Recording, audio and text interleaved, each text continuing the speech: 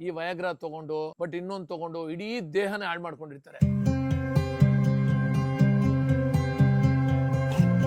ಈ ಕಾಲೇಜ್ ಓದೋ ಟೈಮಲ್ಲಿ, ಸ್ಕೂಲ್ ಓದೋ ಟೈಮಲ್ಲಿ ಹಸ್ತಮೈಥುನ ಮಾಡ್ಕೊಂಡಿರ್ತಾರೆ. ನಾನೀಗ ಹಸ್ತಮೈಥುನ ಮಾಡ್ಕೊಂಡ್ಬಿಟ್ಟೆ, ನಂದು ನಿಮ್ರುವಿಕೆ ಸಮಸ್ಯೆ ಆಗ್ಬಿಟ್ಟಿದೆ.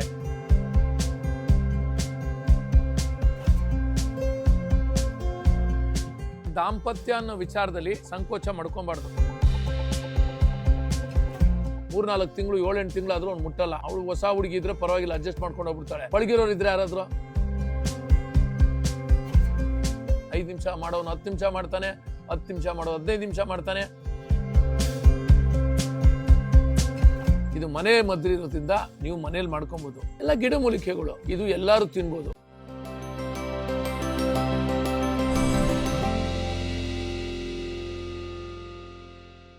ನಮಸ್ಕಾರ ಪ್ರೀತಿಯ ವೀಕ್ಷಕರು, ಎಲ್ಲರಿಗೂ ನಮಸ್ಕಾರ. ಎಲ್ಲರೂ ಹೇಗಿದ್ದೀರಾ?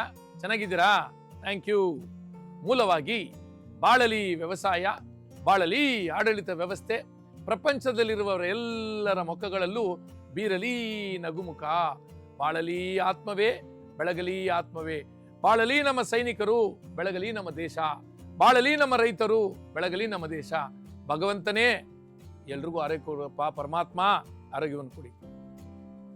ಪ್ರೀತಿಯ ವೀಕ್ಷಕರೇ, ಸುಮಾರು ಜನ ನಮಗೆ ಫೋನ್ ಮಾಡಿ ಏನು ತಿಳಿಸಿದ್ದೀರಾ ಅಂದರೆ, ನೀವು ಲಾಸ್ಟ್ ಟೈಮ್ ಮಾಡಿದ್ದು ಯಾವುದೋ ತಂಬಣ ಗುಳಿಗೆ ಅಂತ ಮಾಡಿದ್ರಿ ಸರ್, ತುಂಬ ಚೆನ್ನಾಗಿತ್ತು ಅದು ಅಂತ ಹೇಳಿದಿರ.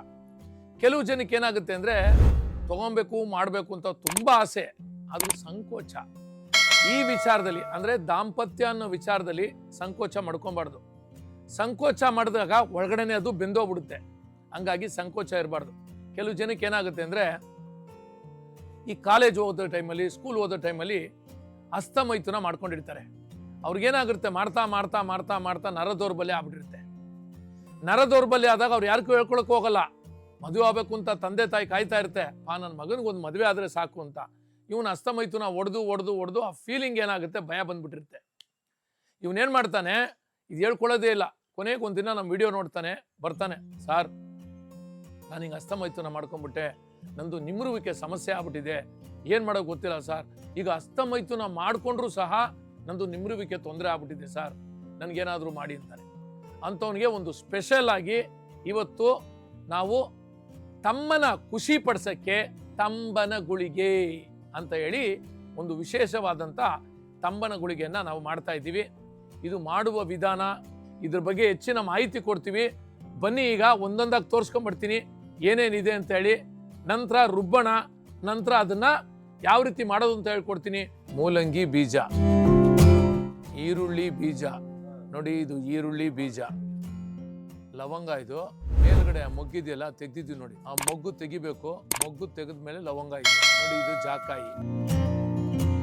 ಇದು ಕಟುಕ ಬೀಜ. ನಾವು ಹಳೆ ವಿಡಿಯೋಲ್ಲಿ ಹೇಳಿರ್ಬೋದು ನಿಮಗೆ ಕಟುಕ ಏನಕ್ಕಾಗುತ್ತೆ ಅಂತ. ಮೈ ತಂಪು ಮತ್ತೆ ನೀರನ್ನ ಶುದ್ಧೀಕರಣ ಮಾಡ್ತಕ್ಕಂಥ ಬೀಜ ಇದು ಕಟುಕ ಬೀಜ. ಇದು ಬಾಲ ಮೆಣಸು, ಹಿಂದೆಗಡೆ ಫ್ರಂಟಲ್ಲಿ ಮೆಣಸು ಕಾಣುತ್ತೆ, ಹಿಂದೆ ಬಾಲ ಇದೆ. ಇದು ಬಾಲ ಮೆಣಸು. ಹಾಲು ತಿಂಡ ಪಾಲು ಬೀಜ ಇದು. ಇದು ನುಗ್ಗೆ ಬೀಜ. ಇದನ್ನ ಬ್ಲಾಕ್ ಮುಸ್ಲಿ ಅಂತಾರೆ. ಬ್ಲಾಕ್ ಮುಸ್ಲಿ ಕನ್ನಡದಲ್ಲಿ ನೆಲಪಣ ಗೆಣಸು.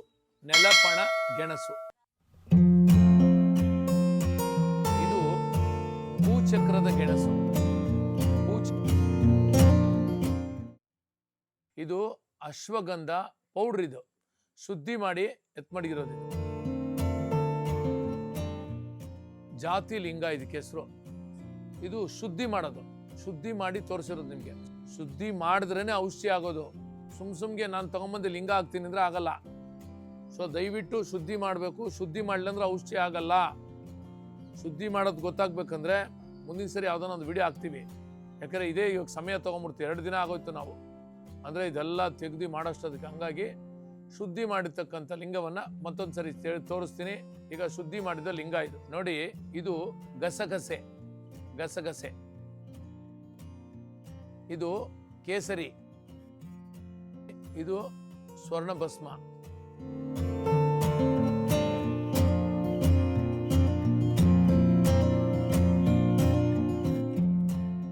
ಇದು ಬೆಳ್ಳಿ ಭಸ್ಮ.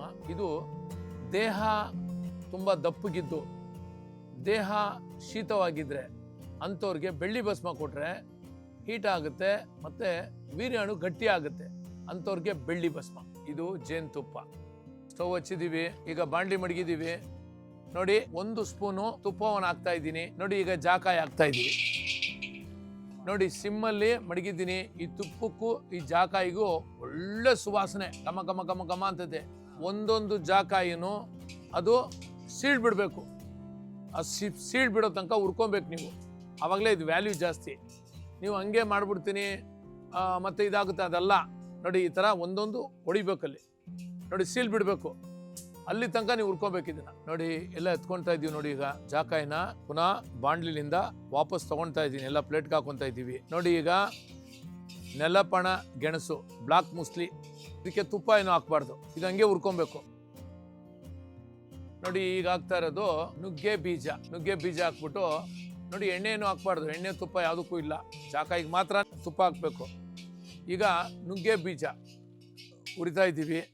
ಯಾಕಪ್ಪ ಹುರ್ಕೊಂಡು ಮಾಡಬೇಕು ಅಂದರೆ, ಹುರಿದಾಗ ಏನಾಗುತ್ತೆ ಅಂದರೆ ನೀವು ಅದು ಪೌಡ್ರ್ ಮಾಡೋಕ್ಕೂ ತುಂಬ ಈಸಿ, ದೀರ್ಘಕಾಲದವರೆಗೂ ಬಾಳಿಕೆ ಬರುತ್ತೆ. ನುಗ್ಗೆ ಬೀಜ ಹುರಿದಾಯ್ತು, ತೆಗಿತಾ ಇದ್ದೀವಿ. ಈಗ ಬಾಳ ಮೆಣಸು ಹಾಕ್ತಾ ಇದ್ದೀವಿ. ಬಾಳ ಮೆಣಸು ನೋಡಿ, ಅದನ್ನು ಹುರ್ಕೋಬೇಕಷ್ಟೇ. ಇಲ್ಲಿ ಬಾಳ ಮೆಣಸು ಫ್ರಂಟಲ್ಲಿ ಬಾಲ್ ಥರ ಇದೆ, ಹಿಂದಗಡೆ ಬಾಲ ಇದೆ. ಬಾಲ ಇದ್ರ ವಿಶೇಷ ಏನಪ್ಪಾ ಅಂದರೆ, ರಕ್ತ ಒಂದೇ ಕಡೆ ಎಪ್ಪುಗಟ್ಟಕ್ಕೆ ಬಿಡಲ್ಲ. ಇದು ತೊಗೊಂಡಿದ್ದ ತಕ್ಷಣ ಥ್ರೋಟ್ ಇನ್ಫೆಕ್ಷನ್ ಸರಿ ಹೋಗುತ್ತೆ.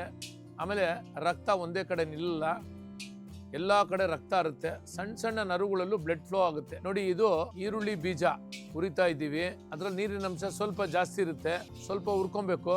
ಕೈ ಆಡಿಸ್ತಾ ಇರಬೇಕು. ನೀವು ಕೈ ಆಡಿಸಿಲ್ಲ ಅಂದ್ರೆ ಭಾರಿ ಕಷ್ಟ.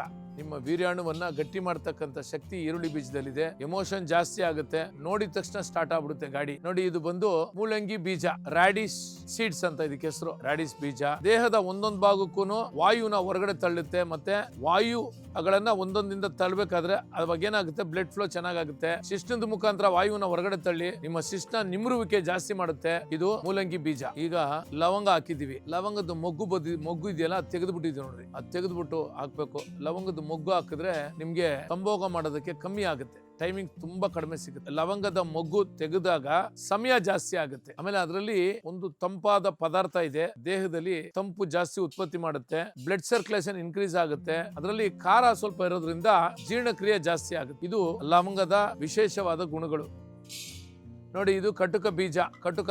ಇದ್ರ ಬೀಜ ನಾವು ಸುಮಾರು ವಿಡಿಯೋಗಳಲ್ಲಿ ಹೇಳಿರ್ತೀವಿ. ಇದು ತಂಪಾದ ಒಂದು ಬೀಜ. ಇದು ರಕ್ತವನ್ನ ಶುದ್ಧಿ ಮಾಡುತ್ತೆ, ನೀರಿನ ಅಂಶವನ್ನ ದೇಹದಿಂದ ಹೊರಗಡೆ ತಳ್ಳುತ್ತೆ.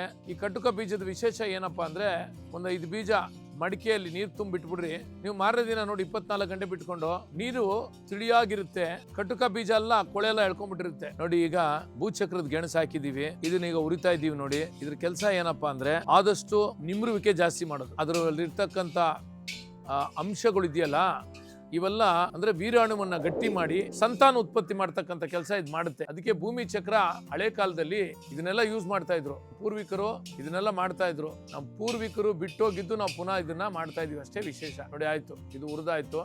ಈಗ ನಾವು ಹುರ್ಕೊಂಡಿದ್ ನೋಡಿದ್ರಲ್ವಾ, ಹುರಿದಾದ್ಮೇಲೆ ಇದನ್ನ ಸಪ್ರೇಟ್ ಆಗಿ ರುಬ್ಕೊಬೇಕು. ಸಪ್ರೇಟ್ ರುಬ್ಬಾದ್ಮೇಲೆ ಅದನ್ನು ತಗೊಂಡು ಎಲ್ಲ ಮಿಶ್ರಣ ಮಾಡಬೇಕು ನೋಡಿ. ಫಸ್ಟ್ ಆಫ್ ಆಲ್ ಹೇಳ್ತೀನಿ, ಶುದ್ಧಿ ಮಾಡಿಲ್ಲ ಅಂದ್ರೆ ಔಷಧಿ ಗುಣ ಹೊಂದೋದಿಲ್ಲ. ಶುದ್ಧಿ ಮಾಡ್ಬೇಕು, ಏನಾದ್ರೂ ಶುದ್ಧಿ ಮಾಡ್ಬೇಕು. ನಮ್ಮ ವಿಡಿಯೋಗಳು ನೋಡಿರ್ಬೋದು, ಅಶ್ವಗಂಧ ಹೆಂಗ್ ಶುದ್ಧಿ ಮಾಡೋದು ಅಂತ. ಅಶ್ವಗಂಧನ ತಗೊಂಡ್ಬರ್ತೀವಿ, ಹಾಲ್ ಅಬೇಲ್ ಬೇಯಿಸ್ತೀವಿ. ಹಾಲ್ ಅಬೇಲ್ ಬೇಯಿಸಿ 10 ಸರಿ ಬೇಯಿಸ್ಬೇಕು. ಒಂದ್ಸರಿ ಬೇಯಿಸ್ಬೇಕು, ತಗೊಂಡು ಒಣಸ್ಬೇಕು, ಪುನಃ ಒಂದ್ಸರಿ ಈ ರೀತಿ ಮಾಡಿದಾಗ ಮಾತ್ರ ನಿಮ್ಗೆ ಔಷಧಿ ಗುಣ ಹೊಂದುತ್ತೆ, ಇಲ್ಲಾಂದ್ರೆ ಔಷಧಿ ಆಗಲ್ಲ. ಹಂಗಾಗಿ ಎಲ್ಲವನ್ನು ಶುದ್ಧಿ ಮಾಡಾದ್ಮೇಲೆ ಒಂದೊಂದಾಗಿ ಎಲ್ಲ ಹುರ್ಕೊಂಡು ಸಪ್ರೇಟ್ ಆಗಿ ಒಂದೊಂದಾಗಿ ನೀವು ಮಿಕ್ಸಿಗೆ ಹಾಕಿ ರುಬ್ಬಿ ನಂತರ ಮಿಶ್ರಣ ಮಾಡ್ಬೇಕು. ಈಗ ಬನ್ನಿ ಯಾವ ರೀತಿ ಮಿಶ್ರಣ ಮಾಡ್ತೀನಿ, ಮಿಶ್ರಣ ಮಾಡಿ ಆ ಉಂಡೆ ಹೆಂಗ್ ಮಾಡ್ತೀನಿ, ತಿಂದ್ರೆ ಏನ್ ಕೆಲಸ ಮಾಡುತ್ತೆ ಅಂತ ಹೇಳ್ತೀನಿ ನೋಡಿ. ಇದು ಕಹಿ ಇದೆ ಅಂತ ಸುಮಾರು ಜನ ನನ್ಗೆ ಹೇಳಿದ್ರಿ. ಅಂದ್ರೆ ಕಹಿ ಅಲ್ಲ, ಇದು ಒಗ್ರು. ಈ ಒಗ್ರು ತಿನ್ನೋದ್ರಿಂದ ಏನಾಗುತ್ತೆ ಅಂದ್ರೆ ಶುಗರ್ ಕಂಟ್ರೋಲ್ ಆಗುತ್ತೆ. ಜ್ಞಾಪಕ ಇಟ್ಕೊಳ್ಳಿ, ಒಗ್ರು ತಿಂದ್ರೆ ನರ ದೌರ್ಬಲ್ಯ ಸರಿ ಹೋಗುತ್ತೆ. ಒಗ್ರು ತಿಂದ್ರೆ ನಿಮ್ಗೆ ಕಾಮ ಜಾಸ್ತಿ ಉದ್ಯೋಗ ಆಗುತ್ತೆ. ಒಗ್ರು ತಿನ್ಬೇಕು. ಇದ್ರಲ್ಲಿ ಕಹಿ ಇರೋದ್ರಿಂದ ನಾವೇನ್ ಮಾಡ್ತೀವಿ, ಉಂಡೆ ಹಿಡಿಬೇಕಲ್ಲ, ಜೇನುತುಪ್ಪ ಆಡ್ ಮಾಡ್ತೀವಿ. ಸರ್ ಜೇನುತುಪ್ಪ ಆಡ್ ಮಾಡಿದ ತಕ್ಷಣ ಶುಗರ್ ಜಾಸ್ತಿ ಆಗುತ್ತಾ? ಇಲ್ಲ. ಜೇನುತುಪ್ಪ ಅನ್ನೋದು ಒರಿಜಿನಲ್ ಪ್ರಕೃತಿದತ್ತವಾದ ಸಿಹಿ. ಶುಗರ್ ಏನು ಆಗಲ್ಲ. ನೀವು ಯಾವ್ದೋ ಮಿಕ್ಸಿಂಗ್ ತಗೊಂಡ್ರೆ ಮಾತ್ರ ನಿಮ್ಗೆ ಶುಗರ್ ಜಾಸ್ತಿ ಆಗೋದು. ಇದು ಒರಿಜಿನಲ್ ಜೇನುತುಪ್ಪ ಇರೋದ್ರಿಂದ ಶುಗರ್ ಎಲ್ಲ ಆಗಲ್ಲ. ಜೇನುತುಪ್ಪ ಹಾಕಿದೀನಿ. ಜೇನುತುಪ್ಪ ಹಾಕಿ ಮಿಶ್ರಣ ಮಾಡ್ತಾ ಇದೀನಿ. ನೋಡಿ, ನೀವು ಎಷ್ಟು ಜೇನುತುಪ್ಪ ಹಾಕೊಂಡು ಮಾಡ್ತಿರೋ ನೋಡಿ, ಅವಾಗ್ಲೇ ನಮ್ಗೆ ಗಟ್ಟಿ ಆಗೋದು. ಗಟ್ಟಿಯಾಗಿ ಇದನ್ನ ನಾವು ಉಂಡೆ ಹಿಡಿಬಹುದು. ಚಪಾತಿ ಮಿಶ್ರಣ ಮಾಡಿದ್ದೀರಾ ಮನೇಲಿ ಯಾವತ್ತಾದ್ರೂ? ಉಂಡೆ ಮಾಡ್ತಾ ಇದೀನಿ ನೋಡಿ. ಈ ಸೈಜ್ ತಗೊಂಬೇಕು. ಮಿನಿಮಮ್ ಒಂದು 3 ಗ್ರಾಮ್ ಬರ್ಬೇಕಿದ್ದು ಉಂಡೆ. ನೋಡಿ, ಈಗ ಎಲ್ಲ ಉಂಡೆ ಕಟ್ಬಿಟ್ಟಿದೀನಲ್ವಾ. ಈಗ ಇದು ಒಣಗಿಸ್ಬೇಕು. ಹೆಂಗ್ ಒಣಗಿಸ್ತೀರಾ? ಬಿಸಿಲಲ್ಲಿ ಮಡಗಬಾರ್ದು. ಮತ್ತೆ ಎಲ್ಲಿ ಮಡಗಬೇಕು? ಮನೆಯಲ್ಲಿ ಫ್ಯಾನ್ ಗಾಳಿಯಲ್ಲಿ ಅಥವಾ ತಣ್ಣನೆ ಗಾಳಿಯಲ್ಲಿ ಮಿನಿಮಮ್ 2 ದಿನ 2 days ಒಣಗಿದ್ರೆ ಮಾತ್ರ ಇದಕ್ಕೆ ವ್ಯಾಲ್ಯೂ. ಇಲ್ಲ ಅಂದ್ರೆ ವ್ಯಾಲ್ಯೂ ಇಲ್ಲ. ನೀವು ತಿಳ್ಕೊಂಡಿರ್ಬೋದು, 2 ದಿನ ಮಾಡ್ಬಿಟ್ಟು ಎಷ್ಟು ದಿನ ಮಾಡ್ಕೊಬಹುದು? 3 ವರ್ಷ ಮಡಗಬಹುದು. ಯಾಕಂದ್ರೆ ಎಲ್ಲ ಪ್ಯೂರ್ ಗಿಡಮೂಲಿಕೆಗಳು. ಇದರಲ್ಲಿ ಯಾವ್ದು ನೀವು ನೋಡ್ದಂಗೆ ಏನ ಹಾಕಿದ್ವಾ? ಏನು ಇಲ್ಲ. ಯಾಕೆ ಹೇಳಿ? ಏನು ಹಾಕಿಲ್ಲ, ಎಲ್ಲ ಗಿಡಮೂಲಿಕೆಗಳು. ಇದು ಎಲ್ಲಾರು ತಿನ್ಬೋದು. ಇದು ಮನೆ ಮದ್ದಿರೋದ್ರಿಂದ ನೀವು ಮನೇಲಿ ಮಾಡ್ಕೊಬಹುದು. ಮಾಡಿಲ್ಲ ಅಂದಾಗ ಮಾತ್ರ ಕೆಳಗಡೆ ನಂಬರ್ ಬರುತ್ತಲ್ಲ, ಅದು ಕಾಲ್ ಮಾಡಿ. ನೋಡಿ, ಈಗ ರೆಡಿ ಆಯ್ತಿದ್ದು. ತಮ್ಮನ ಖುಷಿಗೆ ತಂಬನ ಗುಳಿಗೆ. ತಮ್ಮ ಯಾರು? ತಮ್ಮ, ನಮ್ಮ ತಮ್ಮ. ನಮ್ಮ ತಮ್ಮನ ಖುಷಿಗೆ ತಂಬನ ಗುಳಿಗೆ. ಈಗ ಹರ್ಬಲ್ ರೆಡಿ ಆಗಿದೆ. ಇದೇನಕ್ಕಪ್ಪ ಆಗುತ್ತೆ ಇದು ಅಂದ್ರೆ, ಈಗ 35 ವರ್ಷದೊಳಗಡೆ ಹೊಸದಾಗಿ ಮದುವೆ ಆಗಿರ್ತಾನೆ. ಅವನು ಹೊರಗಡೆ ಜೀವನ ನೋಡೇ ಇರಕ್ಕಿಲ್ಲ. ಇಂಥವ್ರಿಗೆ ಇದು ತಮ್ಮನ ಗುಳಿಗೆ, ಇದು ತಗೊಬೋದು. ಇವರು ಕೆಲವು ಜನ ಏನ್ ಮಾಡಿರ್ತಾರೆ ಅಂದ್ರೆ, ಈ ವಯಾಗ್ರಾ ತಗೊಂಡು ಬಟ್ ಇನ್ನೊಂದು ತಗೊಂಡು ಇಡೀ ದೇಹನ ಹಾಳು ಮಾಡ್ಕೊಂಡಿರ್ತಾರೆ. ಅಂಥವ್ರಿಗೆಲ್ಲ ಬೆಳ್ಳಿ, ತಪ್ಪಿದ್ರೆ ಚಿನ್ನ ಕಂಪಲ್ಸರಿ. ಯಾರು ವಯಾಗ್ರಾ ತಗೊಂಡು ಹಾಳು ಮಾಡ್ಕೊಂಡಿರ್ತಾರ ಅವರು ಚಿನ್ನಕ್ಕೆ ಹೋಗ್ಬೇಕು. ಇದು ಬರೀ ಅರ್ಬಲಲ್ಲಿ ಕೆಲಸ ಮಾಡ್ತಾ, ಅರ್ಬಲಲ್ಲಿ 100% ಕೆಲಸ ಮಾಡುತ್ತೆ. ಯಾರಿಗೆ?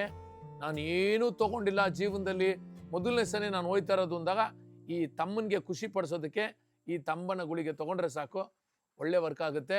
ನಾರ್ಮಲ್ ಮನುಷ್ಯನಿಗೆ, ನಾರ್ಮಲ್ ಬಿಲೋ 35 ವಯಸ್ಸು ಕೆಳಗಡೆ ಇರ್ತಕ್ಕಂಥ ವ್ಯಕ್ತಿಗಳಿಗೆ ಇದು ಕೆಲಸ ಮಾಡುತ್ತೆ. ತಮ್ಮನ ಖುಷಿ ತಂಬನ ಗುಳಿಗೆ. ಬೆಳ್ಳಿ ಆಡ್ ಮಾಡಿದ್ವಿ, ಬೆಳ್ಳಿ ಭಸ್ಮನ ಆಡ್ ಮಾಡಿದ್ದೀನಿ.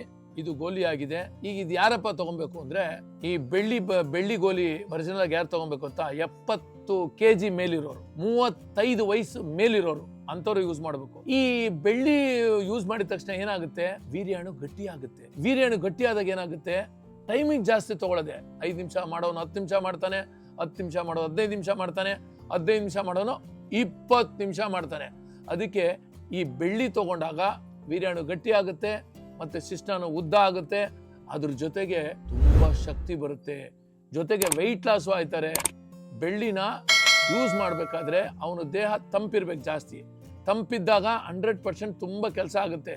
ನೆಗಡಿ, ಶೀತ, ಅನ್ನೊಂದು ಮತ್ತೊಂದು ಯಾವುದು ಇಲ್ಲ. ಆಮೇಲೆ ಇದೆಲ್ಲ ತಗೊಂಡಾಗ ನಿಮ್ಗೆ ರೋಗ ನಿರೋಧಕ ಶಕ್ತಿ ಹೆಚ್ಚುತ್ತೆ, ಯಾವ್ದು ಕಮ್ಮಿ ಆಗಿಲ್ಲ. ಫಸ್ಟ್ ಆಫ್ ಆಲ್ ಎಲ್ಲ ಅರ್ಬಲ್ ಹಾಕಿರೋದು. ಈ ವೀರ್ಯಾಣು ವೀರ್ಯಾಣು ವೃದ್ಧಿ ಆಗುತ್ತೆ. ಬೆಳ್ಳಿ ಗೋಳಿ ತಿಂದವ್ರಿಗೆ ಶುಕ್ರದಶೆ ಹುಟ್ಟುತ್ತೆ.